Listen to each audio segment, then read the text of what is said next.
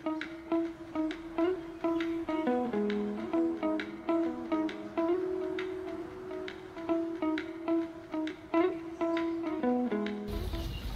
Hello' নমস্কাৰ সকলোকে আকৌ এটা নতুন ভিডিঅ'ত আপোনালোক সকলোকে স্বাগতম।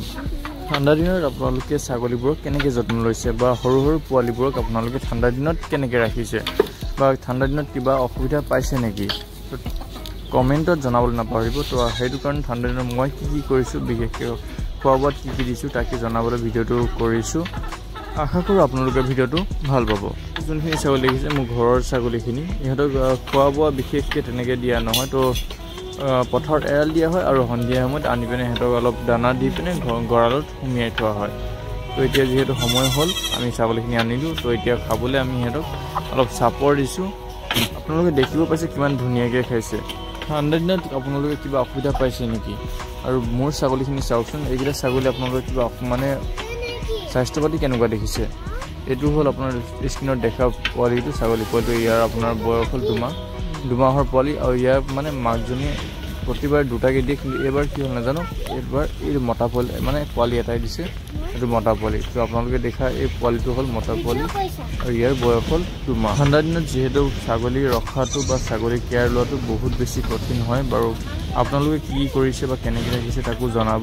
আজি কি কৰিছোঁ, মই কেনেকৈ ৰাখিছোঁ, তো তাক জনাবলৈ আজি ভিডিঅ'টো কৰিছোঁ। তো আপোনালোকে দেখিব পাইছে ছাগলীৰ স্বাস্থ্য পাতিটো এতিয়া বৰ্তমানলৈকে ঠিকেই আছে। এইটো হ'ল গঁৰালটো। বৰ বিশেষভাৱে আমি এইখিনি গঁৰালটো এতিয়ালৈকে ঠিক ঠাক কৰা নাই, যিহেতু হ'লেও আপোনালোকে চাব পাৰে আমি এনেকৈ চাঙত ৰাখিছোঁ। চাঙত এনেকৈ অলপ খেৰো দি দিয়া হৈছে, যিহেতু আপোনাৰ ঠাণ্ডাটো বহুত বেছি এতিয়া এইকেইদিনত, যিহেতু পুহ মাহ চলি আছে। এইকেইদিনত আপোনাৰ দুখন চাঙতে ধুনীয়াকৈ এনে দি থোৱা আছে। আৰু আপোনাৰ ঠাণ্ডাটো অলপ কমাবলৈ আৰু ইহঁতৰ অলপ গৰমত ৰাখিব পৰাকৈ আমি ইয়াত লাইটৰ ব্যৱহাৰ কৰিছোঁ। লাইটৰ বিষয়ে আপুনি চাব পাৰে। লাইট এতিয়া অন কৰিছোঁ। লাইট আপোনাৰ দুখন চাঙত এনেকৈ দি থোৱা আছে, 2 ঘণ্টা আপোনাৰ লাইট ফিটিং কৰি থোৱা আছে। সৰু পোৱালি বুলি ক'ব গ'লে সৰু পোৱালিবোৰক আমি সন্ধিয়া সময়ত নাকত মিঠাতেল দিওঁ বা আপোনাৰ ডাঙৰবোৰক অলপ কুহুমীয়া গৰম পানীৰ লগত হালধি আৰু নিমখ মিক্স কৰি সিহঁতক খাবলৈ দিওঁ। তো তেনেকৈ আমি খোৱা বোৱাটো বিশেষকৈ নৰ্মেল দানাটো বা এনেকৈ ঘাঁহ বনটো দিয়া হয়। তাৰ বাহিৰে আমি পানীটো তেনেকৈ কুহুমীয়া গৰম পানীটো ইউজ কৰি আছোঁ, ব্যৱহাৰ কৰি আছোঁ। ঠাণ্ডা দিনত বিশেষকৈ মই ব্যৱহাৰ কৰা বস্তুটো হ'ল মিনাৰেল মিক্সাৰ মই প্ৰায় সিহঁতক দি থাকোঁ। আৰু আপোনালোকে ঠাণ্ডা দিনত ছাগলীবোৰ কেনেকৈ ৰাখিছে কমেণ্টত জনাব। তো আজিলৈ ইমানেই আছিল, আকৌ লগ পাম, ধন্যবাদ।